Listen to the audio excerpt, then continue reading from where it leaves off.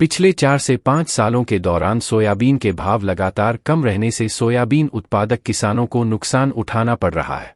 लगातार नुकसान झेल रहे किसानों के सब्र का बांध इस वर्ष टूट गया। किसान सोयाबीन के भाव बढ़ाने के लिए सोयाबीन की कटाई के ठीक पहले सड़कों पर उतर।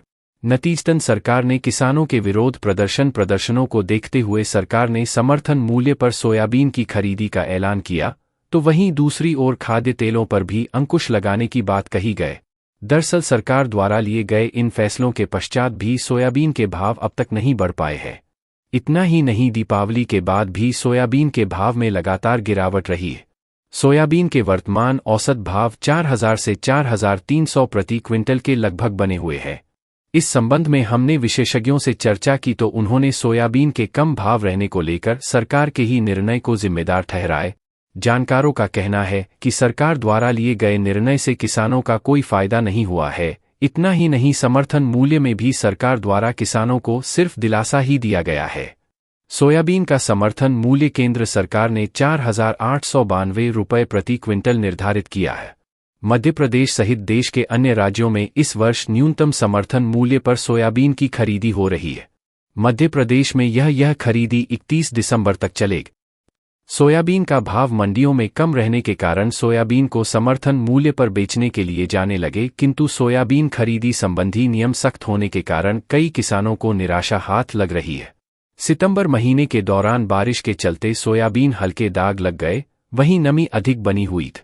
इसके पश्चात मध्य प्रदेश सरकार के प्रस्ताव पर केंद्र सरकार ने न्यूनतम समर्थन मूल्य की खरीदी के दौरान नियमों में ढिलाई के निर्देश दिए थे। साथ ही राज्य सरकार ने 15% नमी युक्त सोयाबीन की खरीदी करने का प्रस्ताव सरकार को भेजा था। इसके बाद ही केंद्र ने इसकी मंजूरी देते हुए राज्य सरकार को निर्देश दिया था कि 15% नमी युक्त सोयाबीन की खरीदी की जा सकती है। ताज्जुब की बात यह है कि यह आदेश अब तक उपार्जन केंद्रों पर नहीं पहुंचा, जिसके चलते किसानों को अभी भी परेशानी का सामना करना पड़ रहा है।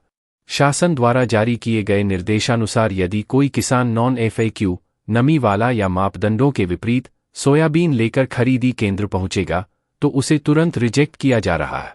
यदि किसान चाहता है कि खरीदी केंद्र पर ही सोयाबीन अपग्रेड की जाए तो इसका खर्च उसे स्वयं उठाना पड़ रहा है। दरअसल सोयाबीन किसानों की समस्याओं को ध्यान में रखते हुए कृषि मंत्रालय ने खरीफ 2024 से 25 सत्र के लिए मूल्य समर्थन योजना PSS के तहत सोयाबीन खरीद के नमी मानकों में छूट की घोषणा की।